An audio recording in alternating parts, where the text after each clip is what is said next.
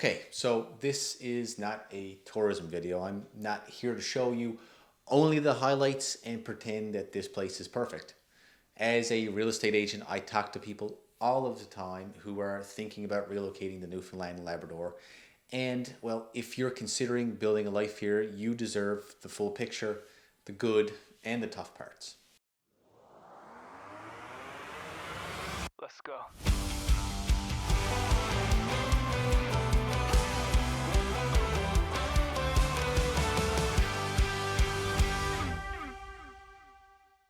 Newfoundland is incredible, but it's not for everyone. So here are 7 reasons you might not love living here, plus 3 bonus items that aren't unique to Newfoundland, but they absolutely affect life here. First one, well, winter isn't always long. It's late, except for this year.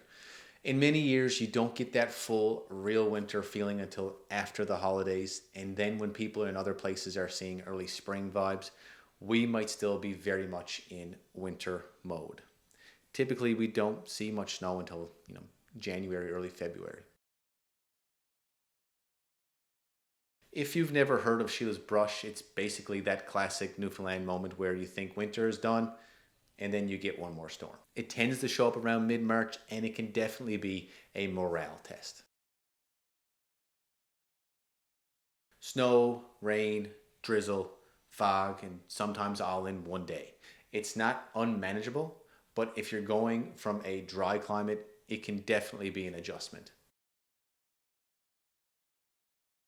This is the part that really changes how the weather feels. You can have a day that doesn't look that cold on paper, but add wind plus damp air and suddenly it's different experience altogether. And quick tip, don't get emotionally attached to umbrellas. Getting around the city, if you don't have a vehicle, some parts of St. John's Metro can be challenging.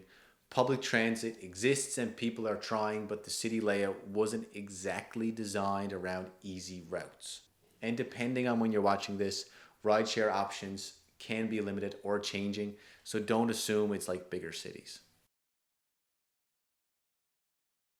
Here's a big one. Getting around Newfoundland and Labrador isn't always simple. The province is stunning, but it's also huge and remote in most places. Some communities require ferries and some routes are just, well, they're not quick. If you're the type who loves spontaneous day trips, you'll still have options, but you'll also need to make a plan.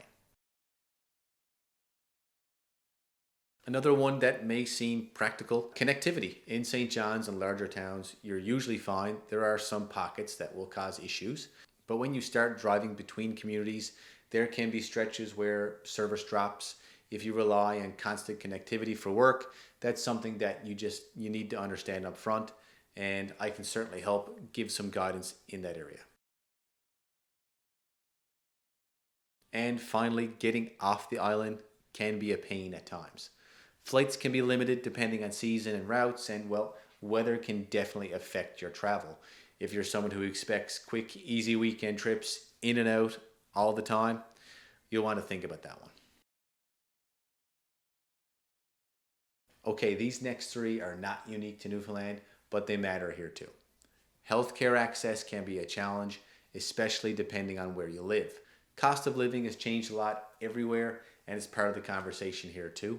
Housing is a hot topic across Canada, and Newfoundland is definitely not immune. The point is, don't blame Newfoundland for Canada-wide issues, but do plan for them. Now, listen, I gave you a list of reasons you might not love living here, and I still choose it. A lot of people do. The lifestyle, the community, the scenery, the pace. For the right person, it's definitely unmatched.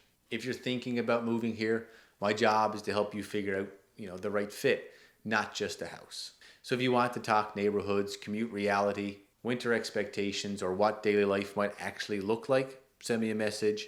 I'll give you the real answer.